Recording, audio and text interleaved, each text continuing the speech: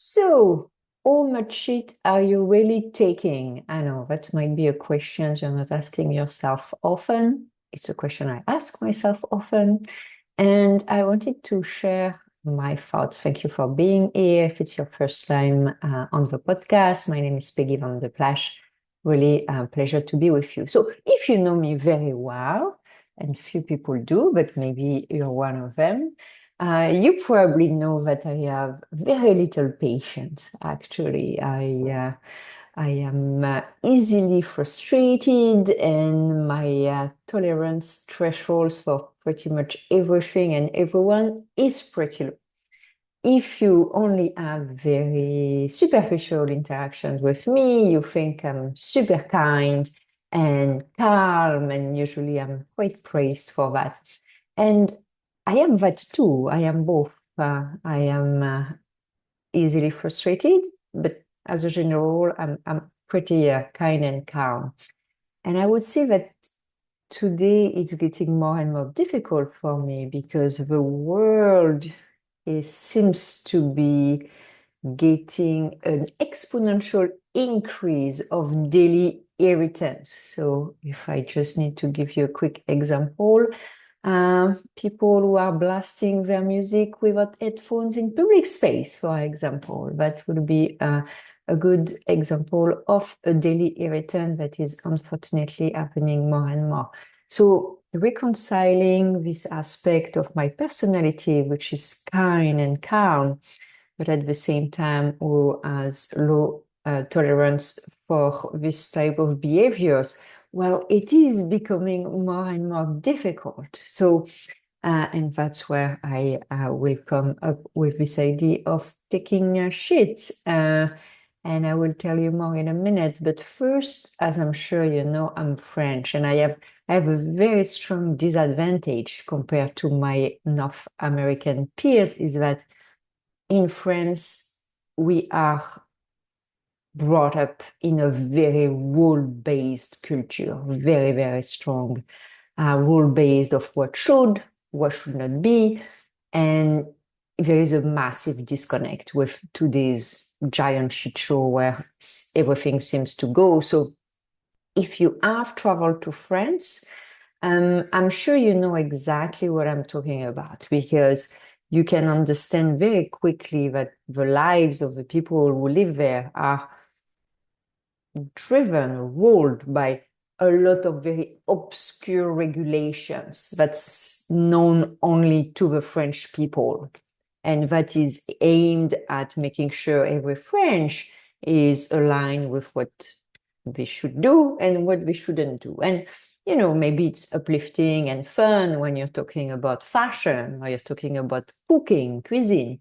But when it comes to social interactions, we really don't fuck around with that in France, you know, like you remove your coat at the wrong time, wrong place, wrong way, you are forever tagged as what we call a plouc or a redneck. So social interaction are extremely, extremely tightly regulated. So, and I understand that it might be difficult to explain that to someone who's not French, or maybe someone who has not even traveled to France.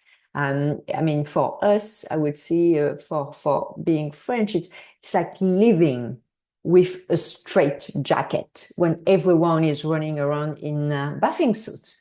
And you're getting very angry because you would like everyone to live with the same straight jacket as you are. And at the same time, when I'm looking at how social interactions have evolved in the last 5 years, I think most of us should consider swapping the bathing suit for at least a pair of jeans and a t-shirt.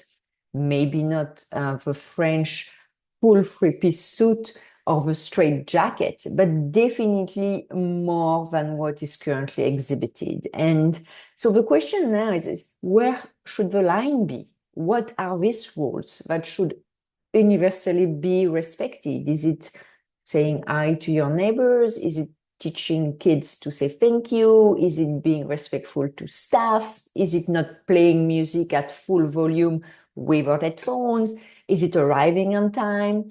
And maybe what are the rules that are optional and should be ditched? I don't really have any example of what should be ditched as a good French person, because I don't think we're following enough rules in terms of social interaction, and I think everything is going down the drain. So the new normal for me, which is getting even more obvious since we're on the other side of a pandemic, is taking shit. And what do I mean by that? So I have really been pondering my growing inadequacy with the North Americans' life and culture.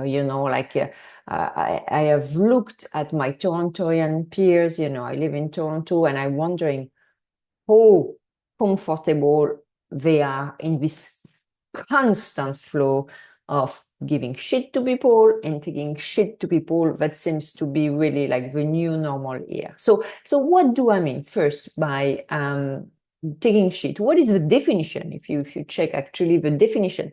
So in formal language, obviously, taking shit from someone means tolerating or enduring mistreatment, disrespect, or abuse from another person, often without complaint or resistance. So it implies accepting behavior that is considered unacceptable or unfair.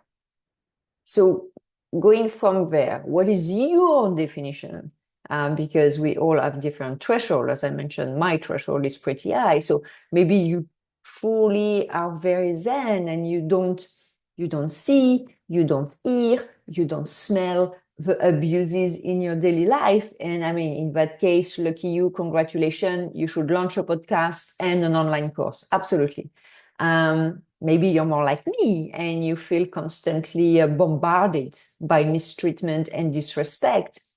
You're likely in the middle, not zen, but not a zealot of proper social interactions. And when I say proper, it's obviously with my very high bar, which might be slightly unfair to call it proper, but that's another conversation. So for me, taking shit from someone is basically anything that crosses my boundaries and or that is not polite or socially acceptable. So again, back to my French roots, the threshold is extremely low. I'm expecting pretty much every behavior to be unacceptable. But yes, from my perspective, the person who is playing their music without headphones in the subway is technically shitting on everyone in the car, and we are all taking it.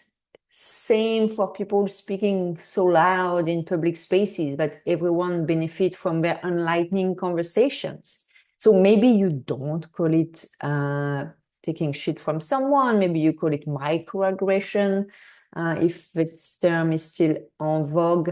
Maybe you call it being in 2025 and you think it's the new normal and it's normal. Maybe you think that my bar is pretty low. Maybe you're one of these screamers, or maybe one of these people who blast their music without headphones. But again, I really don't think so. And so the French have a saying, which I love, which is called "La liberté des uns s'arrête où commence celle des autres," which means one person's freedom ends where another's begins. Personally, it was drilled into me since my youngest age. And I know many people who had the chance of having a similar education to me also know that quote very well.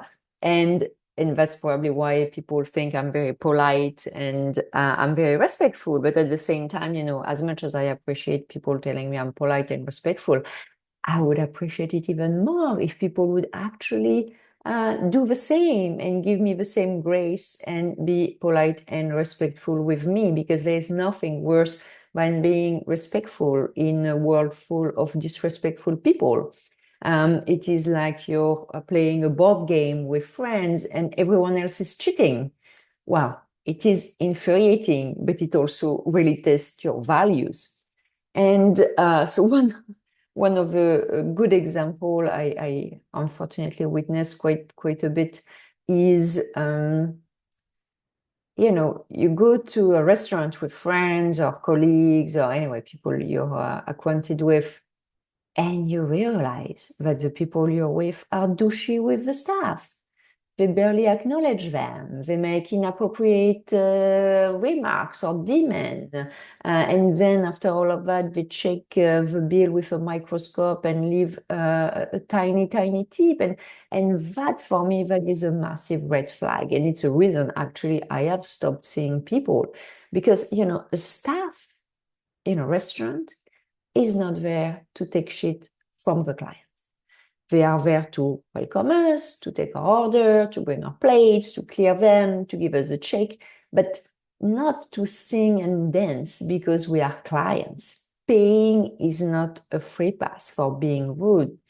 And, one thing I always find very interesting when you start having conversation like that of, taking shit from others or not taking shit is that when I have someone telling me, I don't take shit from anyone.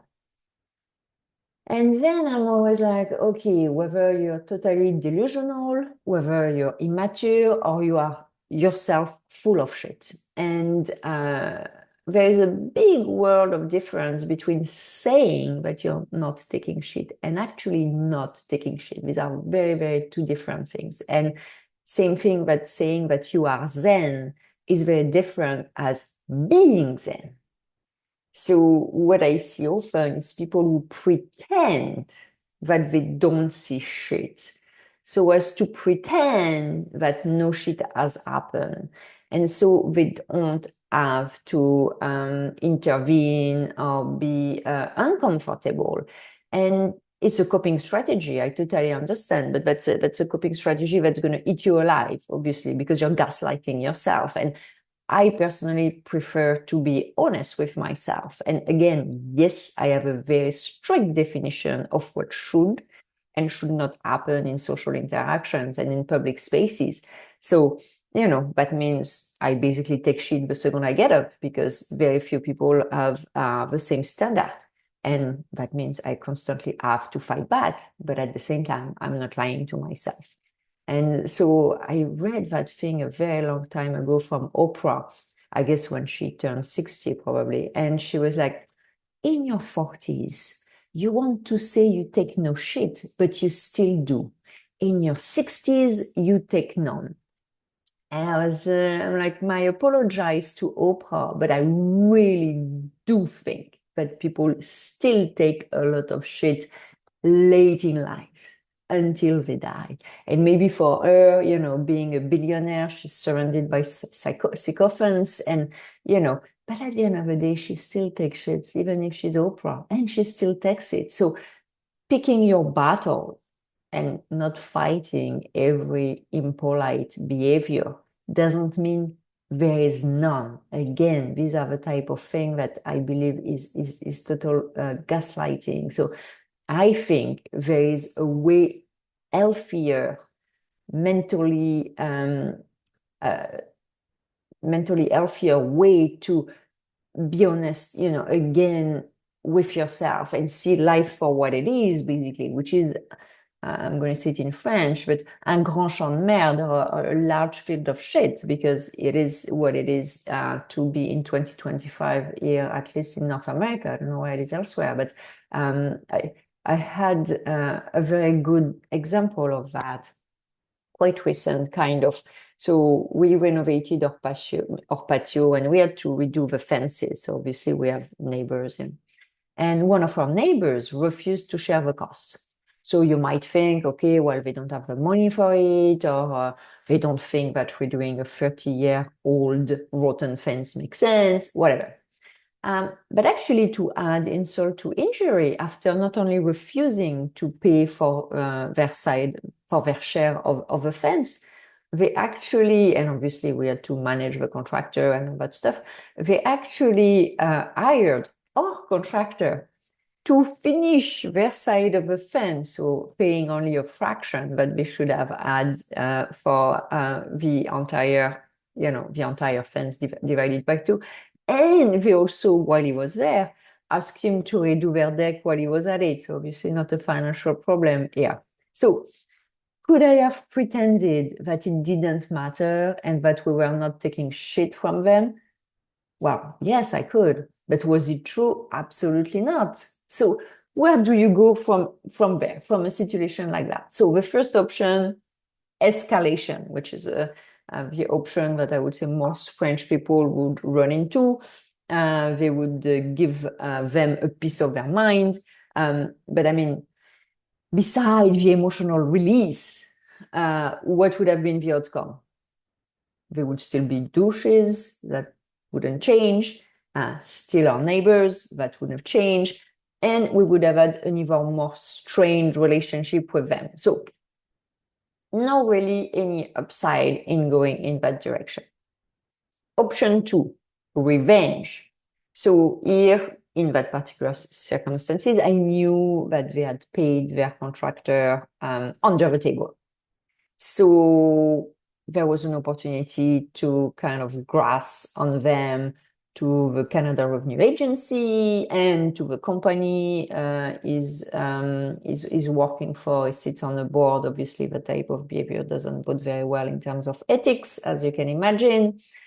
And, that could have been fun. Let's be honest. They could have been very emotionally rewarding. But I decided against that. And I opted for keeping the right, basically, to do that at some point if I deem it necessary, if other circumstances dictate it. And you know what? Sometimes just knowing that you could exact a very harsh revenge is enough to swallow the shit. Let's put it that way. So option 3, make the best decision for you and move on. So it's not always easy to take your ego out of the equation, like especially when someone is obviously taking advantage of you and obviously disrespecting you. And, that doesn't mean being a doormat either.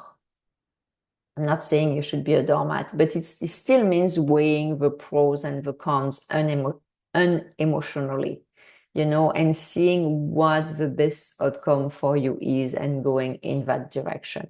And that's option 3 is something that is usually an interesting one and one that we should explore more, actually. You still need to do some emotional and psychological healing, because last thing you want is to hang up to the situation and be extremely angry and pretend that you had moved on when you actually had not moved on at all. One of the challenge here with situation like that is when it's not your ego that is crossed, but it's your core values. So in the last few years, 3 times, I had altercations with people who were mistreated their dogs in public space. So 3 different guys, always men. Usually people you can see were like not the most upstanding citizen, as you can imagine, if they're beating their dogs.